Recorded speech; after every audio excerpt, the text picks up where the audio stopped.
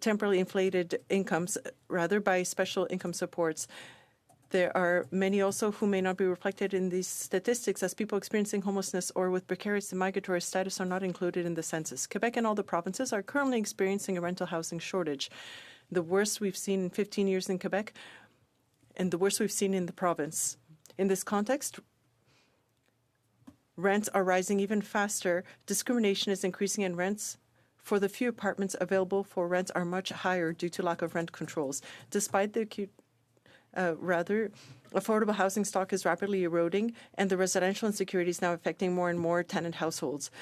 Despite the acuteness of the shortage by the scale of its consequences, the current crisis experienced by tenants cannot be summarized simply by scarcity alone. High rents and their inadequacy to the incomes of a large proportion of the tenants also represents a crisis. Rental housing built in the recent years, often by giants in the industry, has increased this unaffordability. However, there are very few alternatives because the private sector holds 90% of the rental stock in Quebec, and it's probably more in the rest of the country. In Quebec, various supports, for example, but the lack of co-op housing and others increases this problem. Already, the UN Housing Group stated that there was a huge problem in Canada. The impacts of this private sector has a serious impact and has increased the number of people who have become homeless over the last few years. For 30 years, collective and non-market units have not been supported. Since 1994, there has been a decrease in supports, and this has surely meant that there has been a decrease across the country. We estimate that in Quebec alone, about 85,000 social housing units, more of them would be needed and would have been here or would have been available if the federal supports had been continued. There's also a precariousness of the collective heritage due to misplaced investments. 8 years later, in 2002, we saw Ottawa start funding what we call affordable housing again, not social housing. And again, this has meant that very few affordable units were available on the market. Investments in affordable housing went on for about 15 years at the same levels that were inadequate to start. The reality is that social housing never came back to the levels it was at the end of the 80s. The 2017 strategy has not visibly contributed to providing social housing for people with low and modest incomes. That was its objective. Despite the objectives of the strategy, the initiatives were not well targeted, and the funding for housing usually goes into building new apartments that are far too expensive, and there are too few initiatives from the strategy that was for affordable housing. Despite the fact that the housing plan, the strategy, and the update in November have given us better numbers, we are too far from the target. There is too little done to ensure that social housing can continue. It is important, it is essential and critical for this trend to change. That's why we are asking for the committee to look into this to ensure that the billions of dollars that are supposed to go towards housing actually does so and will fill the gap in social housing in Quebec and across the country in Canada, and to fight the serious homelessness crisis across the country. Thank you. Mr. Finlayson for 5 minutes, please.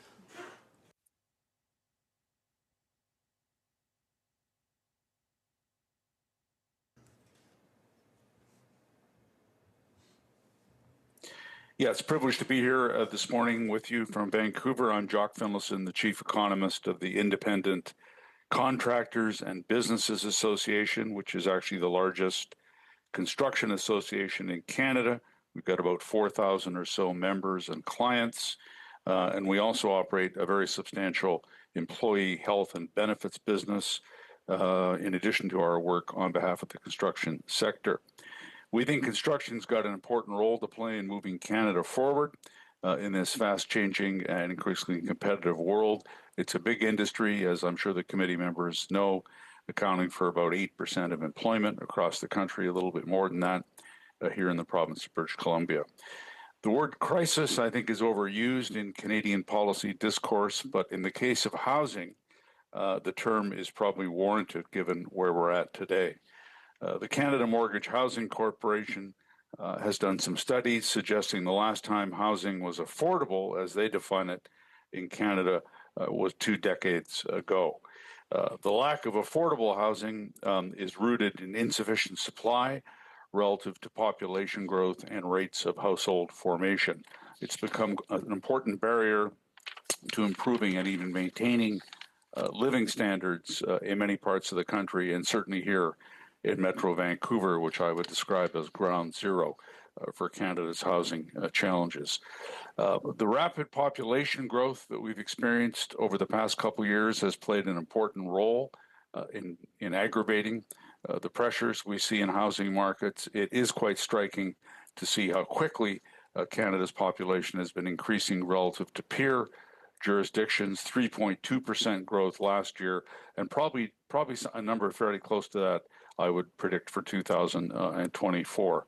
And this reflects Canada's commitment to open immigration and the substantial numbers of newcomers who have been coming to our country. And indeed, over the last couple of years, I estimate that immigration, temporary plus permanent, has dwarfed dramatically the number of new housing units that have come into the market. For every new unit that we've seen come into the Canadian housing market, we've actually had somewhere between 4 and 4.5 newcomers. So that, I think, is recognized as perhaps a little bit excessive, hence the Government of Canada's moves to begin slowly to reduce the numbers of non-permanent residents living in the country. We think a realistic goal for housing starts in Canada is not 700,000 or 800,000 a year, which is sort of embedded in the federal government's housing plan. It's also been touted by CMHC, but rather probably something closer to 400,000. And I say that because Canada has been struggling to build even 250,000 new dwelling units per year. The construction industry across the country, and certainly here in BC and Alberta, is not overflowing with unused resources. The job vacancy rate in construction remains somewhat elevated. It's down from a couple of years ago, but we simply don't have the capacity in the industry to suddenly and quickly double or even increase by 2/3 the number of annual starts, even if all the other barriers to doing that were swept away. So we think the 400,000 number is something that's realistic. It would help, and we can perhaps rally a lot of support across the country behind that. You know, back in 1972, with 22 million people living in Canada, we built 230,000 homes. And last year, with 40 million, we essentially were in the same ballpark. So that's really a sign of the reality that it's been harder and more expensive to build homes and almost everything else in Canada today than it has been in previous decades. That's a fundamental challenge, and it's not just one for the Government of Canada by any means. We support many of the measures that the Government of Canada has unveiled over the past 12 to 18 months, including a number that were updated in the budget, and in particular, focusing on building more rental housing, we think is critical. 1/3 of Canadian households are renters, and I predict the share will go up over time. In that regard, the accelerated capital cost allowances for new apartment units, the extension of the earlier removal of GST from rental housing to include student housing units, the changes being made to the Canada Mortgage Bonds Program, and increasing the funding available under the Apartment Construction Loan Program should all help over time to begin to accelerate the supply of new rental housing into the market, which is critical. Fostering densification in cities and towns is also crucial, and here in BC, the provincial government is working very aggressively to deliver on that. Earmarking public lands and underutilized public buildings for consideration for housing development also makes sense. But we do have to recognize that housing is not a sphere of jurisdiction where the government of Canada is really the primary actor.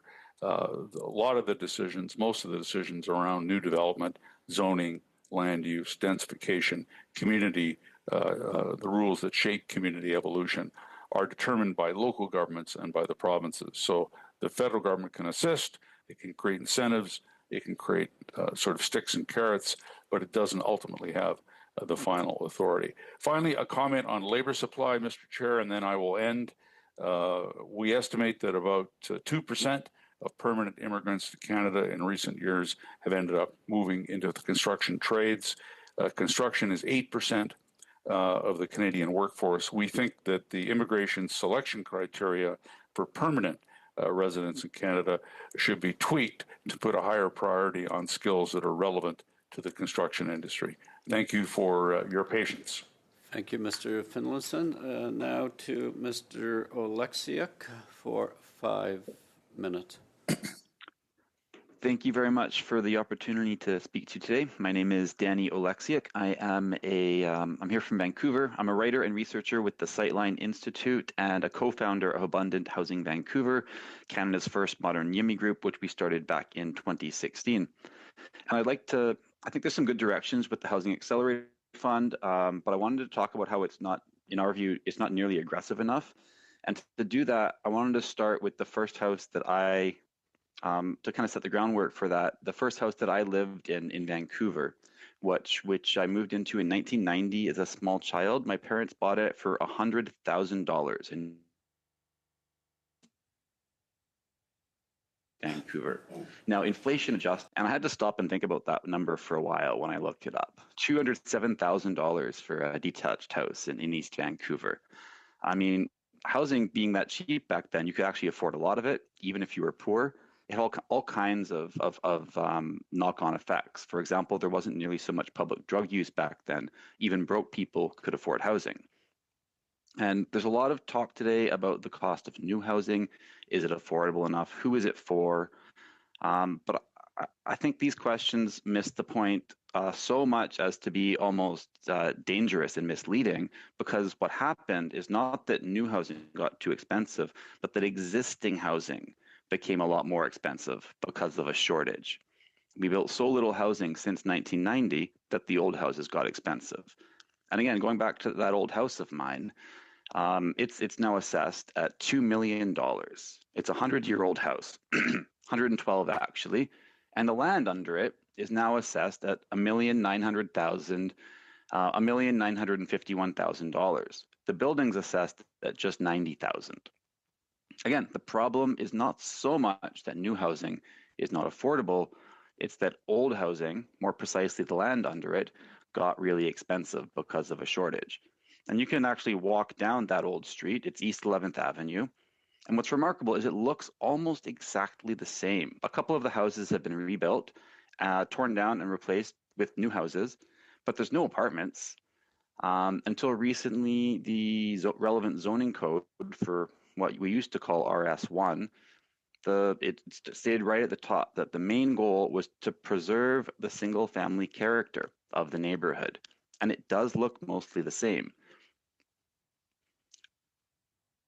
So what can the federal government do about it? Obviously, as other witnesses have said, the key levers, which in my view are property taxes and zoning. Although, as Mr. Finlayson has said, there's going to be labor constraints, and that's an important project too. But the levers of zoning and property taxes are provincial jurisdiction. Given that, I think that a model like the Housing Accelerator Fund is a good one for the feds to get some leverage. That said, I have a couple of points on the HAF that I think would make it better. And the first is that it's not nearly aggressive enough. Again, the things have gotten so much worse that just fourplexes in central neighborhoods like Vancouver and Toronto, it's not really going to move the needle. So I'd suggest something more. What we need in those places is small apartment buildings. and not just unit minimums, but density minimums. If you don't do density minimums, then municipalities are going to formally legalize a certain number of units, but not provide the density where they actually get built. So something like 2.0 floor space ratio is what we need, especially in the really expensive central cities.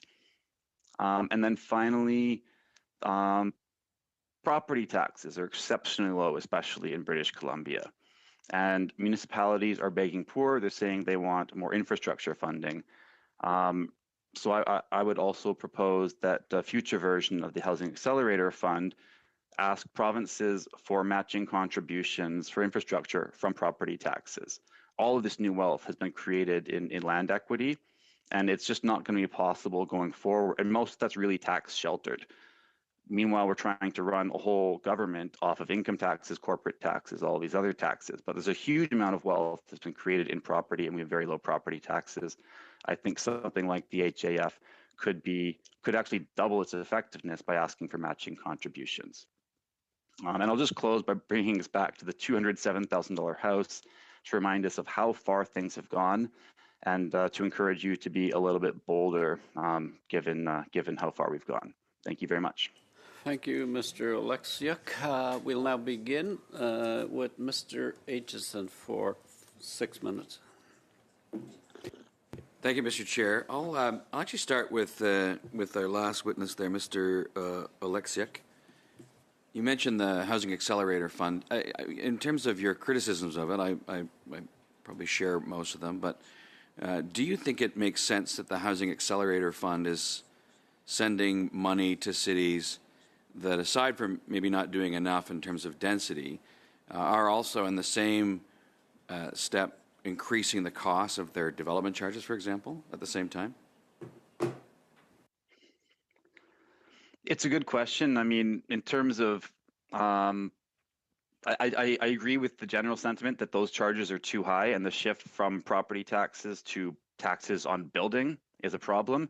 As for exactly how to weigh all those factors and what to reward for cities, I think that's maybe complicated, but yeah, I think that should be a factor, certainly, and cities that are taxing the production of new housing should be somewhat that should certainly be a factor in how those funds get distributed. I think it is important. Okay, thanks. I'll ask the same question of Mr. Finlayson.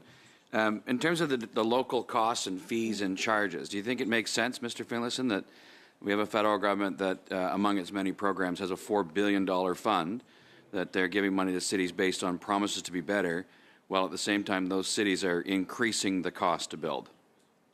Yeah, that is definitely a concern, and I can't speak to what's happening elsewhere in the country, but here in BC, especially in Metro Vancouver, the costs of various taxes, but also development cost charges, community amenity contributions, a variety of other fees that are leveled on the development of new dwelling units adds hundreds of thousands of dollars to the eventual cost. And what's happened over time, and I'm not known as somebody who believes taxes are too low, but Daniel's actually right. We've tilted the municipal finance structure a bit to essentially put a lot of burden on new build. And the general property tax, although most citizens here would not agree that their property taxes are too low, but they are actually quite low relative to the assessed values of the properties. So there's a problem there. Indeed, the Minister of Housing, the federal Minister of Housing, got into a spat with some municipalities here in Metro Vancouver because at the same time that they were pleading poverty and saying they wanted to see more affordable housing or any kind of housing come to market, they were ratcheting up further the community amenity contributions and development cost charges. So it's definitely a problem. I don't know that the federal government can fix it other than linking its own funding to good behavior at the local level and at the provincial level. That's really the lever that the government of Canada has. They do not control the behavior of municipalities or how they finance themselves. That's a very good point. So, continue on with you, Mr. Finlayson. The number of units needed to restore affordability, we're talking millions of units. Can you tell us what level of investment we're talking about? How much money needs to be spent in the housing space to restore some semblance of affordability? I'd have to get my calculator out and do a little bit of additional work, but it is monumental. And let me just say something else in that context, Mr. Atchison, Canada is already devoting 8 to 9% of GDP, of national income, to home building, home renovation, and real estate intermediation. 8 to 9% of GDP. The United States is spending 4 to 5% of GDP on the same thing. We're already devoting a lot of national income to developing and renovating and rehabilitating and transacting in housing. And I do actually worry a bit as an economist. I recognize we need more housing, but I wonder, should we be spending 10 or 11 or 12% of national income on housing? And if we did, what are the things we wouldn't be investing in? Because there's a limit to the pool of savings at the macroeconomic level that exists in Canada. We're already spending a tremendous amount of our national income on housing. So I think there's almost some macroeconomic constraints apart from everything else that would stand in the way of a sort of monumental ramping up of the resources for housing. If I can jump in, Mr. Finlayson, does that mean then that we need to attract new investment into the housing space? Oh, absolutely. The needs are tremendous. Somebody, one of the earlier speakers talked about co-op, non-market housing. We need all of it. Certainly here in the province of British Columbia. So if I can jump in again, Mr. Finlayson, because I'm running out of time. If we need to attract new investment into the housing space to meet the needs, then do you think it makes sense that the government has made changes to the capital gains tax rate? Is that going to help attract new investment into the housing space in a housing crisis? Well, I think any increase in the taxation on capital deployment or the returns that will be generated from capital deployment will act as a headwind to capital formation. So higher capital gains taxes are not helpful to encouraging capital formation, whether that's in housing or any other part of our economy. I think that makes the point fairly well. I'm not sure how much time I have left. Looks like about 5 seconds. Thank you, Mr. Finlayson. I appreciate your time. Thank you. Thank you, Mr. Aitchison. Mr. Long for 6 minutes. Thank you, Mr. Chair. Good morning to my colleagues, and thank you to the witnesses for your testimony. Just a few comments before I ask some questions. I was elected as a member of Parliament in 2015, and I think it was quite clear that there was a challenge from coast to coast to coast with respect to housing and housing shortages. So early in our mandate, we came forth with our national housing strategy, recognizing that there was a leadership role for the federal government to play. Now, if we go back over previous governments, and this situation has been created, to be clear, over many, many governments back many, many years. But if you look at just the government that preceded us, the Harper government, they didn't just back away from housing. They put the car in full reverse and stepped on the gas. The amount of housing starts in the previous government's mandate or years in power were very, very small. And then we look at the leader of the opposition now currently, who, when he was housing minister, you could count the amount of housing starts on two hands that were created under his mandate. And, you see his commitment and seriousness towards housing when he compares co-op housing to Soviet-style housing. So, I recognize my friends and colleagues across as opposition will be critical, and that is their job to do that. I think two things that are very clear when you see their questioning and, their response to some of the witness testimony is that they feel that this is all something that we bear responsibility for, and it's all affordability. Without recognizing that there's an affordability crisis really worldwide. We're certainly not responsible for the affordability crisis in the UK, through Europe, and in the United States. So we recognize we need to take a role. I think we all agree that all three levels of government have a role to play. And, I'm from New Brunswick, and sadly, we have a premier and a Conservative government there that also has the same view with respect to housing, that they don't view it as a priority. And our neighbors in Nova Scotia and Prince Edward Island joined us in removing the sales tax off of new apartment builds. And you can see Nova Scotia and Prince Edward Island tripled the building of apartments in a 3 to 4 month period. So my first question to you, Mr.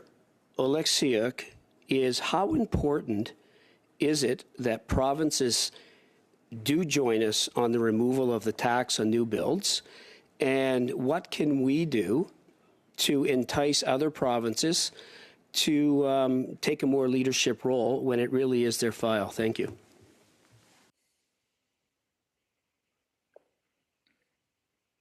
Sorry, just unmuting myself. Thank you for the question. I think this goes back to what both me and Mr. Finlayson were talking about with the shift from property taxes to building taxes, effectively, whether it's GST or development cost levies or development cost charges or community amenity contributions, all of the many headings under which they're put. There's a lot of taxes on new housing. And I'd encourage I think there's been this idea that increasing property taxes has been a third rail of politics, and it simply can't be done.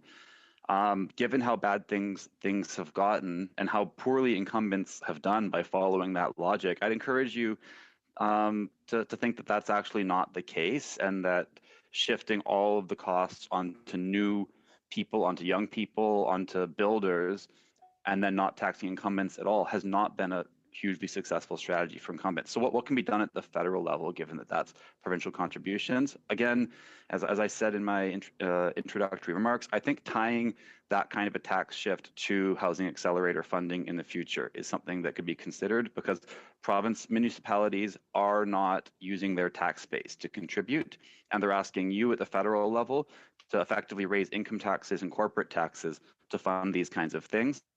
And they're begging poor when they're not using their own tax base on the gigantic amount of property wealth that's out there. Thank you. And I mean, we've come forth with programs through the National Housing Strategy, whether it's been the co-investment program, the Rapid Housing Initiative, the Apartment Construction Loan Program, and obviously the Housing Accelerator Fund. And just a point of clarity in the Housing Accelerator Fund, the purpose of that fund is to incentivize change. And we're working with, I think very effectively across the country, municipalities to incentivize that change. And, can the program be strengthened? It's a new program, sure. But I think the municipalities that I talk to, certainly my riding of St. John Rossy, we were there to do an announcement a few months back, is very, very appreciative of the program. And I think that goes for most municipalities across the country.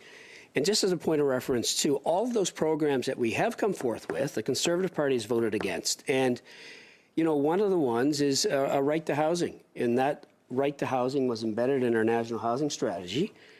And, again, the Conservatives voted against that. So, again, I respect my colleagues very, very much, and I know their job is to challenge, but when you vote against every one of those initiatives and really don't come forth with solutions of your own, that's a cause for concern.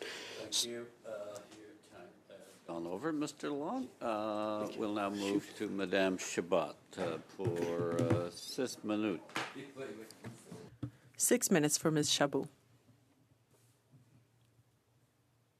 Merci, Monsieur le Président. Thank you, Mr. Chair. Thank you to our witnesses. Ms. Laflamme, of course, thank you for being here. As the director of RAFRU, your organization in Quebec, your organization is one that for over 40 years has made a huge difference in terms of the right to housing and representing the needs of people on the ground. So I'd like to congratulate you on that. This isn't our first study on the housing strategy on the housing crisis. And with respect, we've been hearing a lot of witnesses talk about laws and supply, demand. If there's more supply, it'll help with demand and then meet the needs of the most vulnerable people or provide more cooperative housing. What do you think of this logic? Thank you for your question. As I talked about quickly during my opening remarks, we believe that the crisis is not just because of affordability or supply, it's both. If we just look at increasing supply, no matter what kind we invest public funds, and it's not going to help the affordability side, our key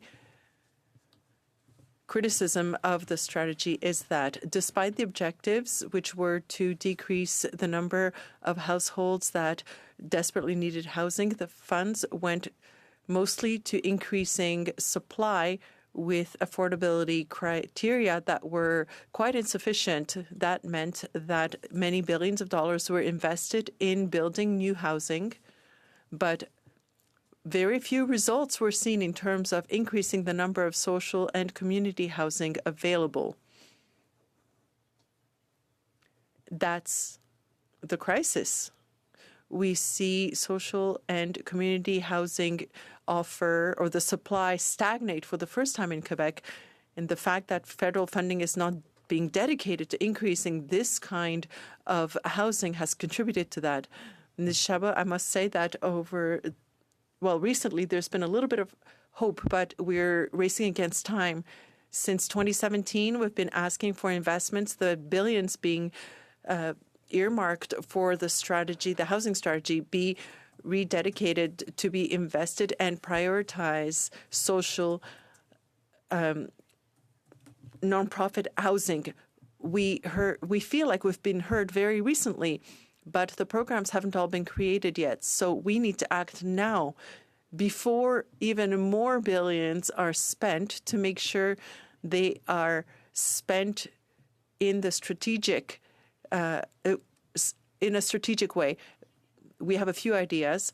The most general one would be to have the federal government have a clear objective for social housing, different types, for example, non-market units. We still don't have that. Yes, in the Canada Housing Plan, we have money that will be set aside for building, but we don't know how many will be for non-market units. So that will have a huge impact for people who are vulnerable.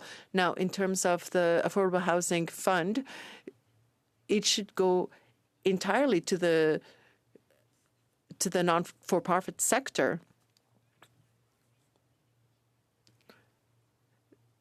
The sector cannot provide truly affordable housing without those funds. There are loan programs also that could help. The most generous one has helped, but it is made mostly for private construction companies and developers. What will those billions of dollars go towards? What do we want them to go towards? Do we want to ensure that it goes towards the private sector or the not-for-profit sector? The CMHC has a lot of levers that it can use. We could get more help for the not-for-profit sector, and we know that interest rates have also complicated things. More generally, we had fewer programs available. We have to knock on 4, 5, 6 doors to try to find funding for social housing funding. That's not normal for people who are homeless, who are vulnerable, to have to go through that. We had therefore welcomed the strategy for rapid creation of housing that had allocated 100% of the funding towards that, but that was the only one that was not renewed in the strategy. We just heard that it would become a component of the affordable housing envelope, but we need projects to really get on the ground, and we need that money to flow now before years. I have 30 seconds left. Oh, thank you, Ms. Chabot. We have a lot of measures that could be implemented. It's important for them to move forward so that people who are completely desperate right now and feel abandoned have somewhere to go. Thank you. Monsieur. Mr. Boulris.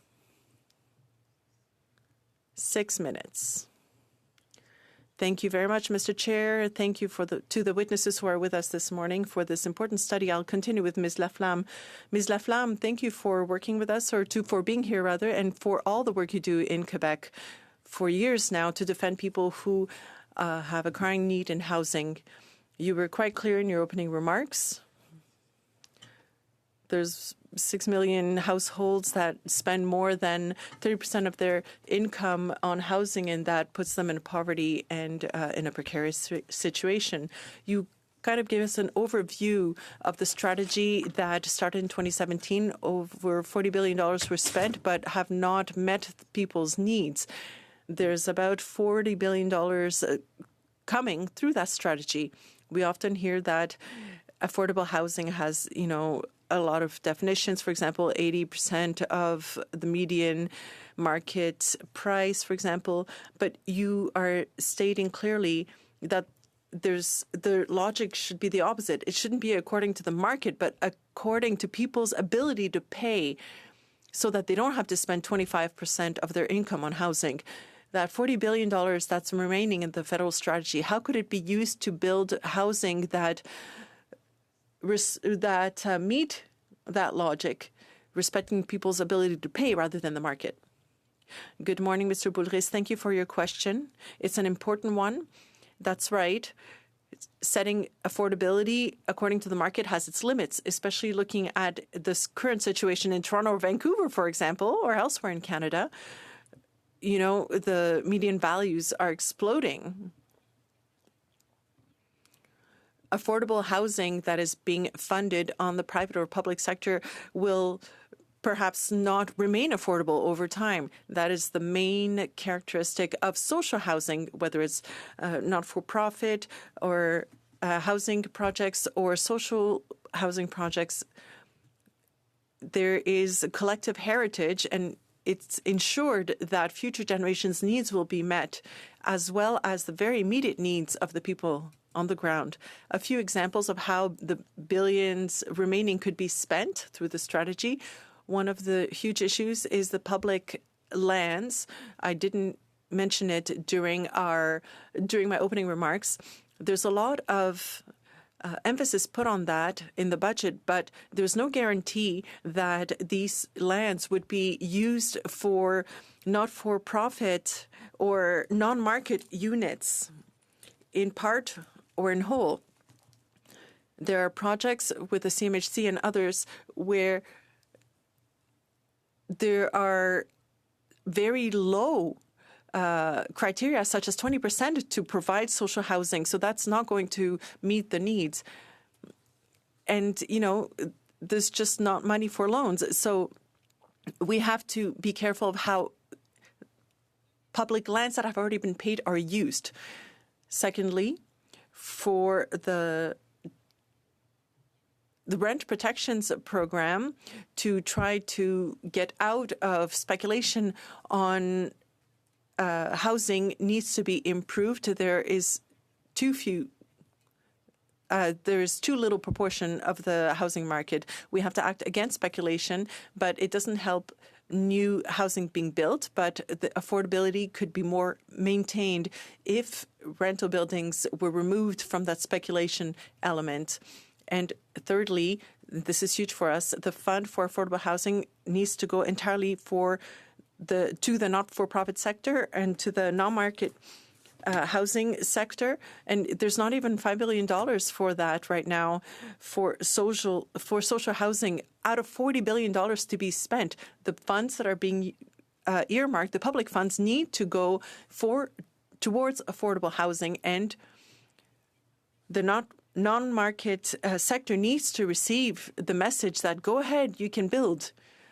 That's what we need right now. So these are measures that could be taken now. Dedicated funding through the affordable housing right now plan are not enough. I just have 1 minute left. It's super interesting, but I just have 1 minute left. And we very much agree at the NDP that public lands should be used for the public interest. For example, using them to build social, cooperative, and other housing and non-market units. We've been saying that for years, and we need firm goals. The City of Montreal recently said that its objective was to have 20% of non-market units. Apparently, we're very far behind, for example, Scandinavian countries.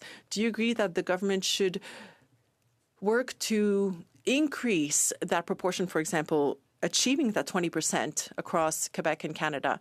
Yes, that would be how to get out of this crisis. And that 20% of the City of Montreal, well, we're looking at all of the housing stock. So that's about 40% of the rental stock in that city. In Canada, it's about 4% right now. Clearly, that's not enough. And there are more and more cities, municipalities, and organizations working in this sector setting goals to increase that proportion, and we believe that the federal government needs clear targets also in the means to get there, because otherwise the private sector will continue to hold its monopoly and will leave more and more households in the dust. Thank you. Thank you, Mr. Boulris. Thank you. We'll now move to Ms. Gray for 5 minutes. Thank you, Mr. Chair, and thank you to all of the witnesses for being here today. Mr. Finlayson, I'll start with questioning to you. Mr. Finlayson, do you believe that currently economic conditions in Canada are favorable towards new construction? That's a great question. It's been a very, very challenging environment for developers, certainly for the construction industry in the last few years. I mean, we had the legacy effects of the pandemic, which obviously created a lot of hiccups in supply chains, accessing materials. We then had a tremendous and unexpected surge in inflation that really affected building costs in a significant way.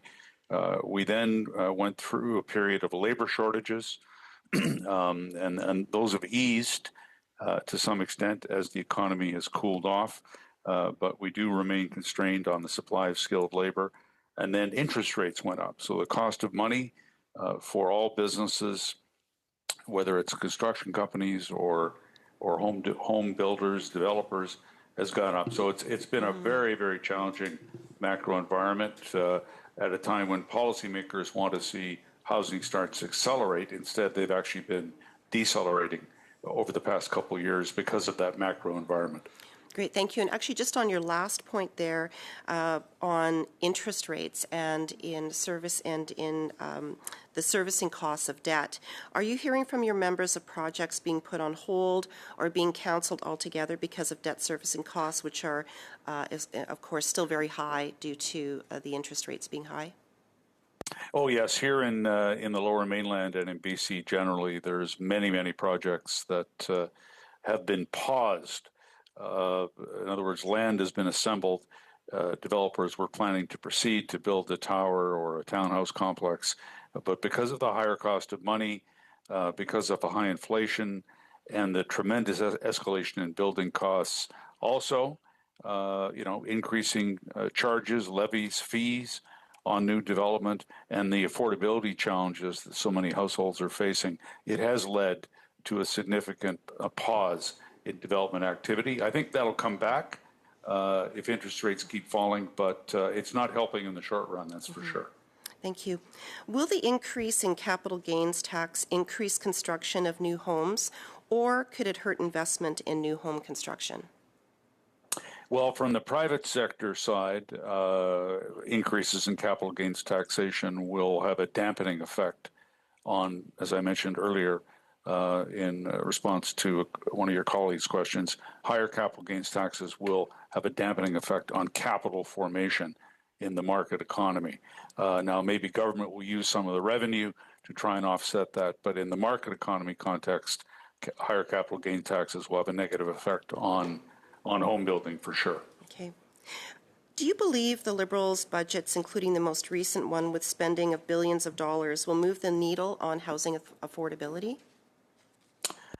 You know, it's a game of margins, really. I mean, we are in such a difficult position in Canada with new housing supplies so dramatically lagging the rates of population growth and household formation, especially in many of the urban areas.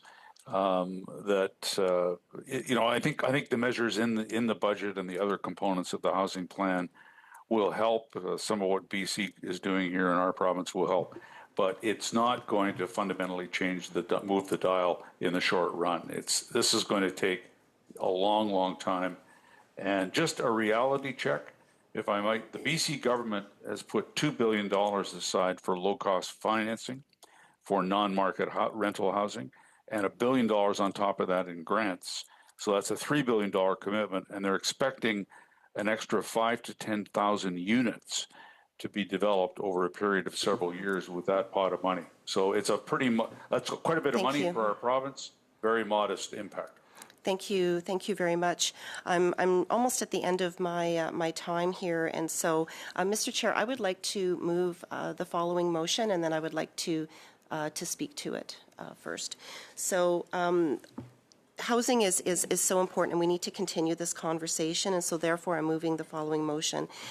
Given the amount of outstanding work at this committee, the committee instructs the chair to schedule 5 meetings between July 8th and September 13th in order for the committee to continue its work on Canada's housing crisis and propose solutions so more Canadians can afford to buy and rent a place to live. And then I'll speak to it, Mr. Chair. Thank you. Just a moment. Yes, the motion is in order. It has been given notice for some time. I will simply advise the witness, Ms. Gray has moved a motion, which is her prerogative to do.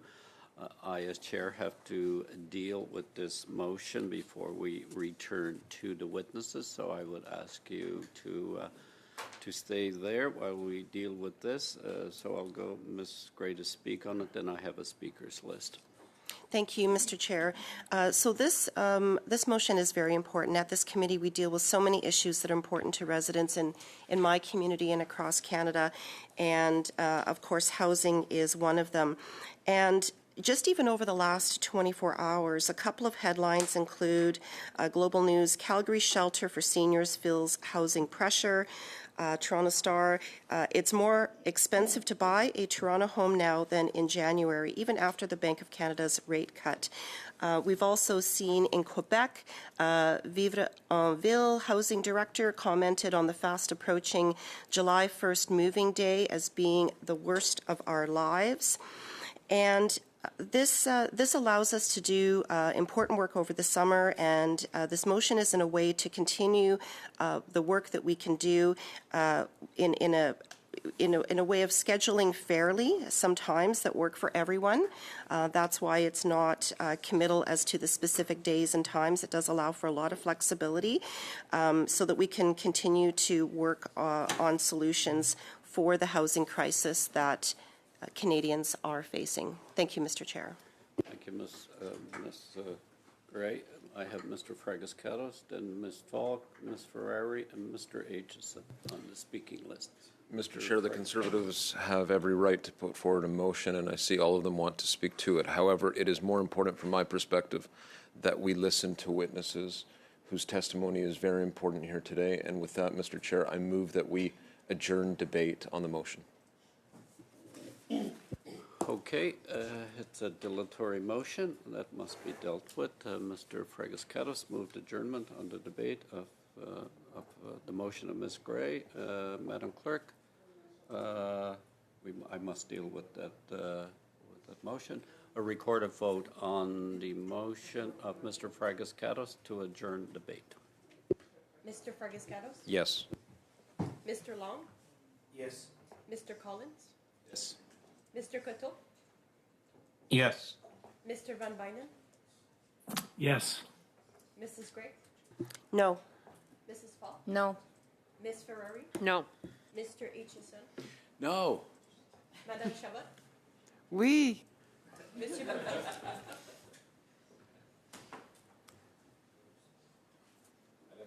Oui, oui. J'avais pas entendu mon nom. The motion has been adjourned. We will now go to Mr. Van Bynen for 5 minutes. Mr. Van Bynen, you have the floor. Thank you, Mr. Chair.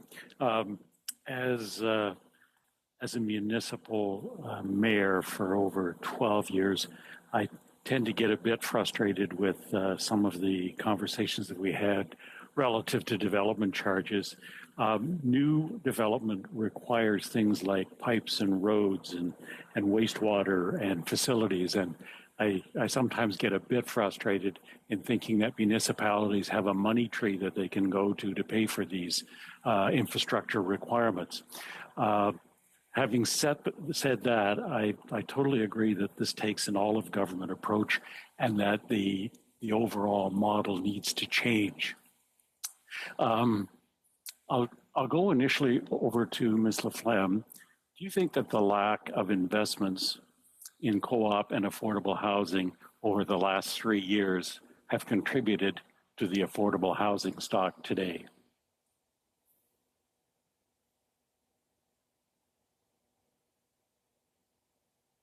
Ms. Laflamme? Oui. Donc, si je comprends bien, c'est le manque d'investissement. If I understood correctly, if the lack of investment has contributed to that, yes, there has been no federal program for cooperatives since 1992. There was a new program that was announced last week, but if we look at the amount of funding that is going to go to that program, it's going to lead to very few concrete projects while time is pressing. So yes, it's contributing to the lack of housing, and there are waiting lists on all provinces, on many municipalities for housing cooperatives and also affordable housing. In Quebec, we're talking about 38,000 families for low-income housing. So that would be housing that would meet their needs, and it takes at least 5 years in Montreal, and I know that it's even longer in Toronto. It just takes so long, and people who are on the list waiting for that housing, end up on the streets. They're one broken refrigerator away from being on the streets. So prior to the National Housing Strategy in 2017, how did your organization work with the federal government on building affordable housing?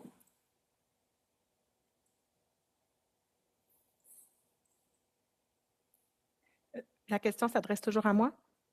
That question is still for me? En fait, yes. Before the federal housing strategy, the Conservative government, before this one, had concluded agreements. For example, there was the affordable housing initiative, and that was transfers to the provinces. In Quebec, the way that we went forward was to work at a provincial scale.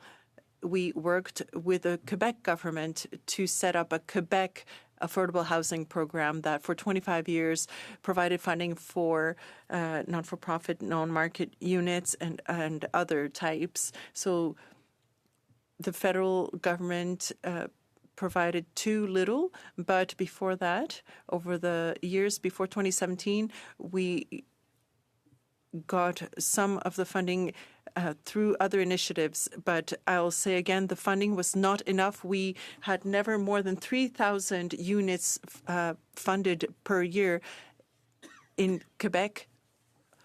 Only in the past, we had 8,000 to 10,000 units per year. So you can really see that gap, even if Quebec invested in social housing by using, for example, federal funding for affordable housing when it was available. Thank you. I'll turn now over to Mr. J'ai oublié de vous dire que... Oh, I forgot to tell you that how we contribute is we provide training to our members to set up the social housing and so on. I can talk more about our work, for our organization's work, if you'd like. Well, maybe before I turn to my next question, do you feel that there's the capacity in the social housing and the co-op industry, if I can use that, to access the funds and put together projects and organizations that will respond in a reasonably timely fashion. Is the management and the organization capacity there to go forward to create projects out of the funding that's available? And what are the timelines? Ms. Laflamme.